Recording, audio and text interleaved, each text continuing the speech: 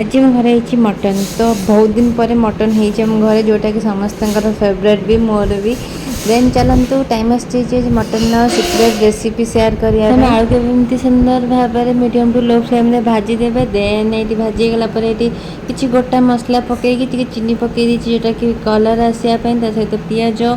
को भी भल भाव में भाजी नहीं गोल्डन ब्राउन कलर आसा पिज भी भाजीगला ये अदा रसुण पेस्ट और जीरा पकई पेस्ट कर देते भी पकई लंका गुंड धनिया गुंड टमाटो प्योरी भल भाव में कषि नवा देन ये मटन को पकई नहीं मटन में हलदी लुण अलरेडी पकईकी रखी मैरिनेट करके देन ये मटन मसला पकई आगे भल भाव में घोड़े घाड़े कषेबे जेपर्यंत से पानी न बाहर ये संघर्ष पर ये मो मटन कषा हो भजा होकर रखा आलू पकई नवा ये प्रेसर मुझे कौन देवी ना पानी गरम पानी ठंडा पानी जहाँ देले चलो पानी देके सीटी बजेदेवी जिते सीटी आप बजे पारे मटन को देखते तो मटन झोल सब्सक्राइब।